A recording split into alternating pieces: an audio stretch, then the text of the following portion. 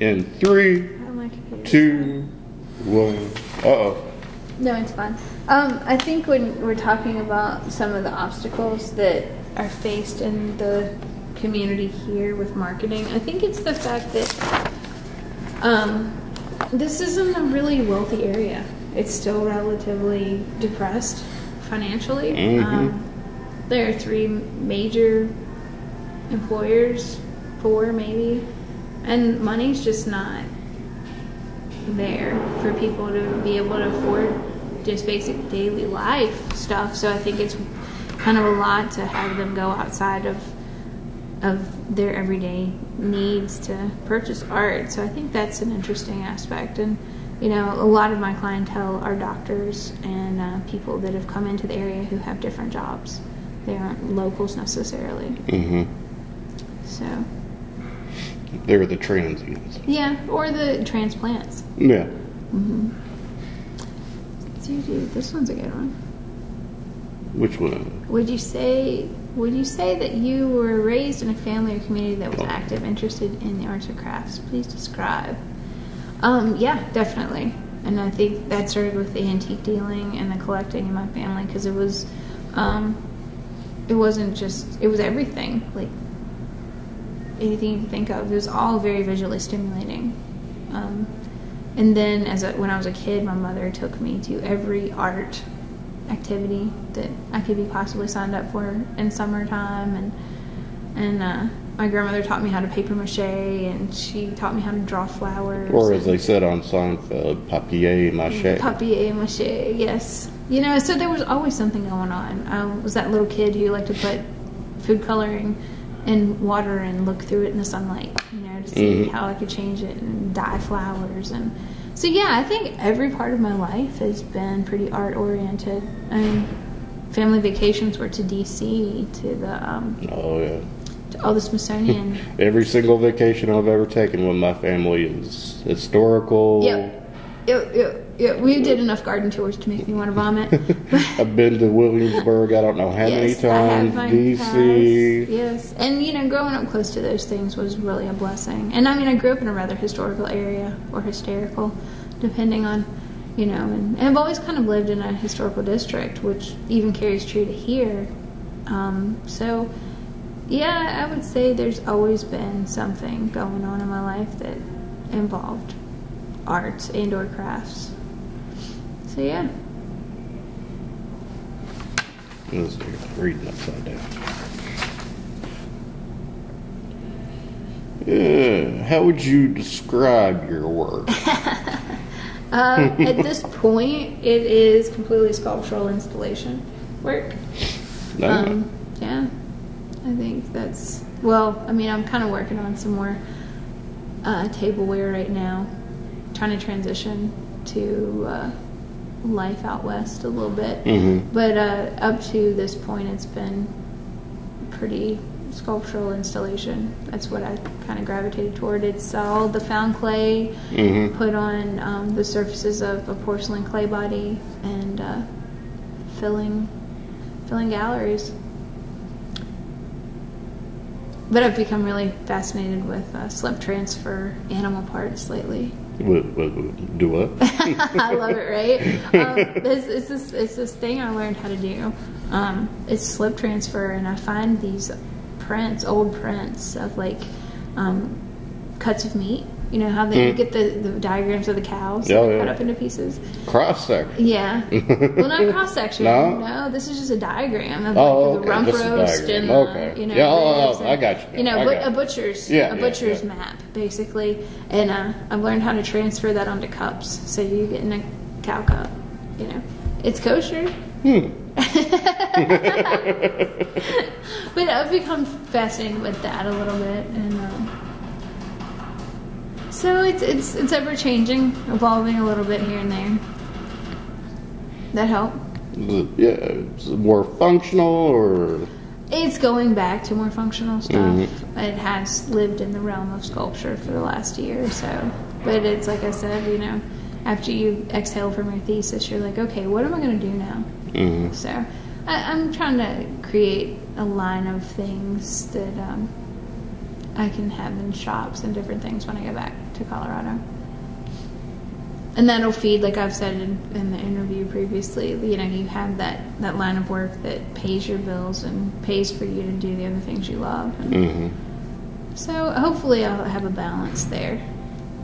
And where do you get the ideas for, especially the cow cups? Living, just seeing stuff that does it for me. You know, it's like, okay, wow, how can I use that? Or, you know, it's just like, what can I do with that?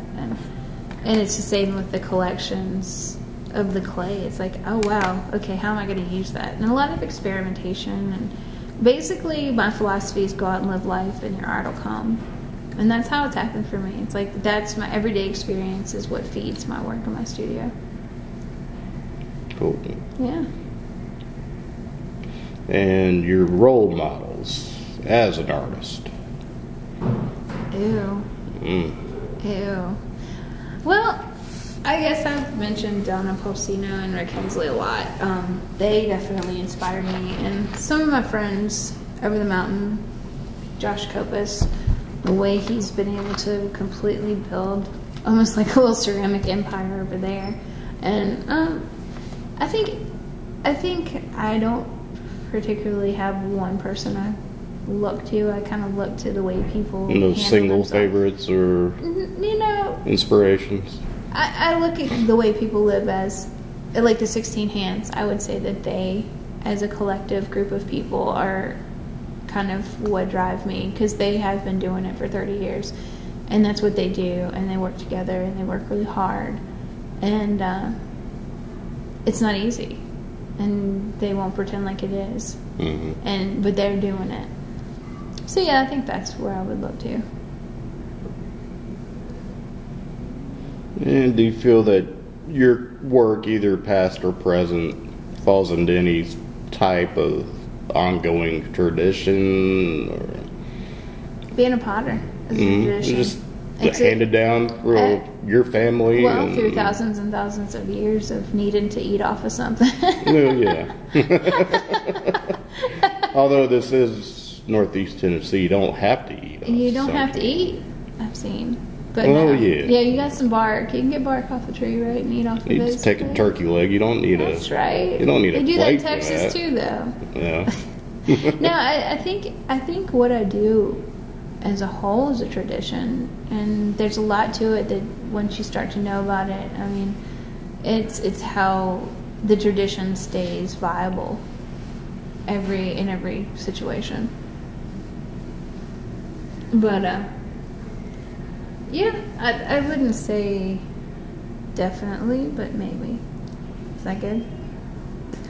Do you have any ideas or, I guess, breaking from the tradition into something, I don't know, I don't want to say just non-traditional because I just said tradition, but anything out of the norm from what you've been taught or learned? Or Well, I think I've gotten really away from throwing, and which is the wheel throwing traditional method of ceramics, and I slip cast more than anything anymore.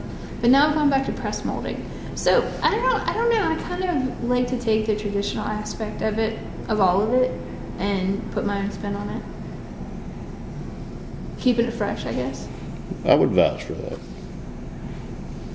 But I don't know. I don't know that I do anything completely outside of the contemporary box. I mean, I don't think my grandparents would necessarily recognize some of the stuff I do, but I don't know. And has your work that you've completed mostly while living in Roanoke and here differed at all from your work in Colorado? Oh goodness, yeah. It always changes. It's always changing. There's a couple of shapes that I always go back to, but other than that, it's evolving always. Because I don't want to be that person that's known for making that kind of cup. I would get bored. I don't want. Yeah.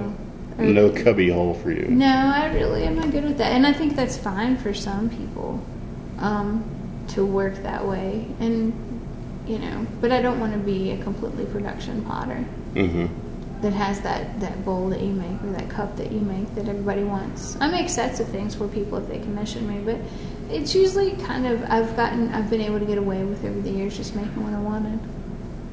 It's kind of nice. Yeah. Kind of fun. Let's see here.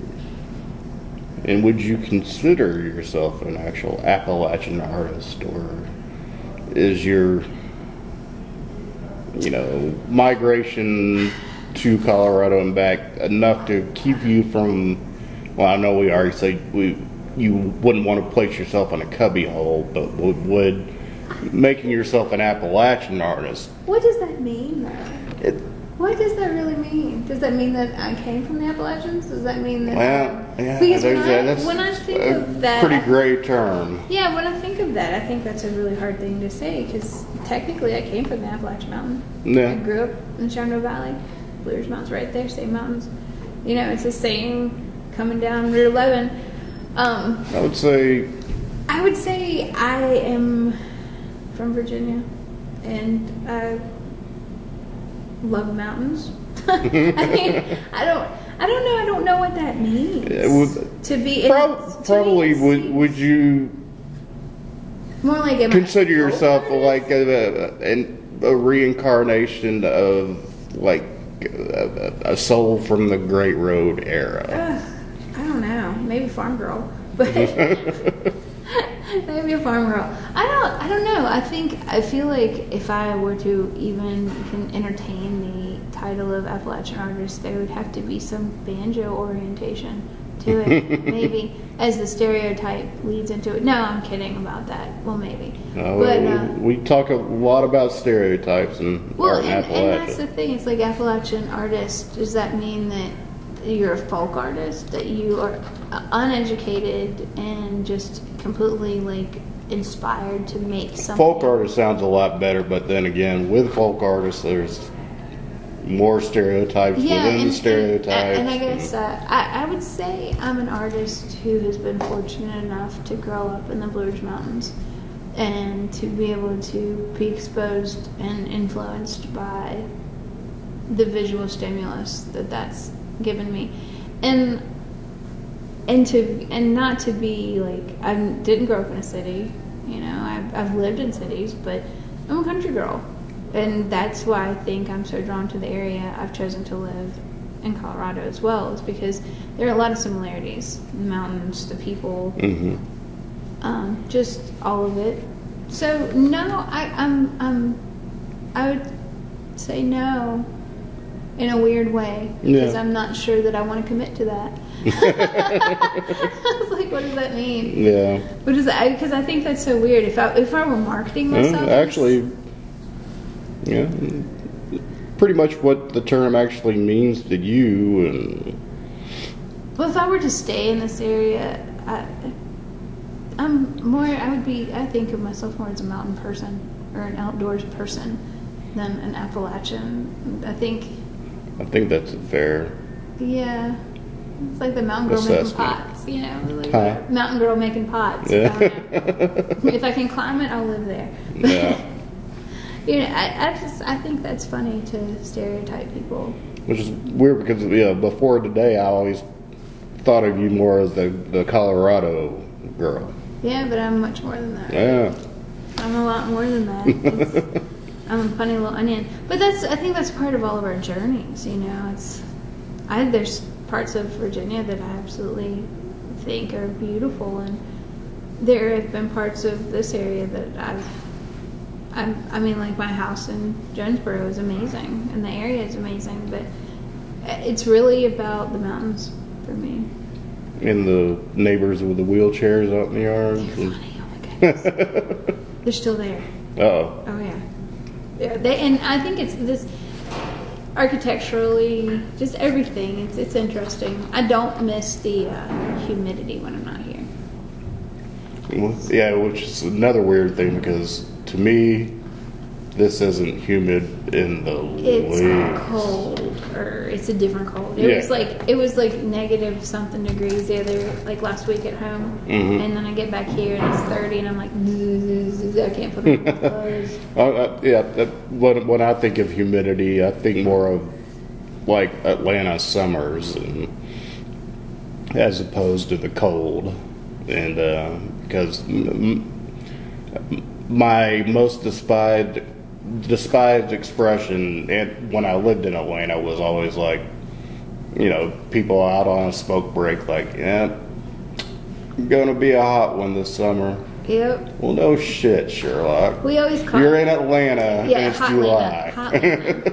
Hot Atlanta. I have definitely had my share of moments in Atlanta where I looked at the thermometer and it was 110 degrees in a parking lot. Just crazy. But yeah, I think That I definitely don't know. no.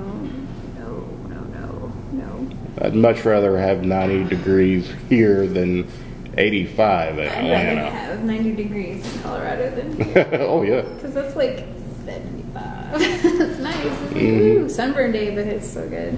No, I think I keep thinking about this Appalachian question, and I guess It's going to mean something different to everybody. Yeah. And I guess I don't really identify with that, because growing up in a country area, when you think of Appalachian people, you think of a whole different lifestyle with the poverty and the kind of downtrodden, happy weirdness that goes along with it. Coal mining communities. I mean, like growing up in the mountains, you think about it that way. Yeah.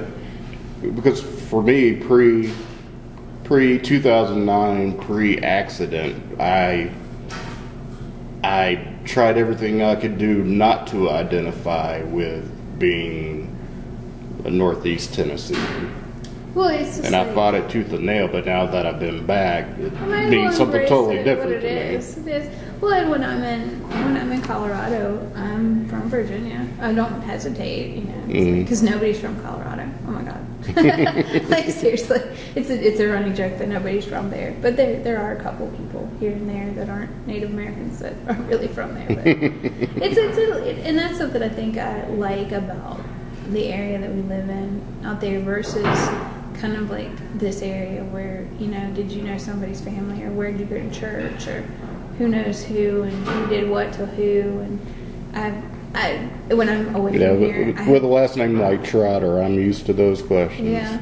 You kin to Jim Trotter? Yeah, it's my dad. Oh, he's my boss. I know your daddy. And I find that, and it's a joke that when I'm not here and somebody from here calls me, I fall into the Southern thing, and I do fall into it, and it depends on who I'm around. But when I'm away from here, people have no idea where I'm from. Like, where are you from? My emphasis on grammar has definitely diminished since I've been back. It's easier to be slack about it. Yay, y'all! I'm Hey. too precious. Well, the thing is, I talk like those who are around me, and since I've been back, it's It's a lot of my y'all. twang has come back. White lights and tights. And Yeah. Bristol nights. It's some special time here, and I will always remember it. No matter how hard I try to With a block it chuckle, out. she'll remember it. It's like, yeah, that happened. Oh my goodness. All right, well, I think we're all This done has here. been fun, Will. Oh, thank you very much. I appreciate it. I'm a funny little onion. Layers, onion layers. Layers. You can't see us making an onion sign. Is We're- that actual sign language? No. No. I don't know what it would be, but we're making an onion. I don't know. I had a deaf. Well, I didn't have a student, but there was a deaf student in my color theory class, and How fun. yeah, he had to have two translators though, two signers. Yeah. because they could only do. Work so many times. Yeah. So much of the time, yeah. Yeah. Yep. It's all But sorts of fun. that was interesting. Well, when I went to UT, I took an acting class, and there was a deaf student in there, Cool. which was really strange since can't talk. Mm-hmm. And if he had his back turned to the teacher, instructor, and we're doing trust your fellow student, fall into their arms, and he doesn't see the instructor saying, "Stop!" And he fell on his butt off the stage. Boo. But that's off topic. But thank you very much. Thank you, Will. That was Sherry Maddox Murphy. Maddox Murphy. Maddox Murphy. Lots of names. Lots of names.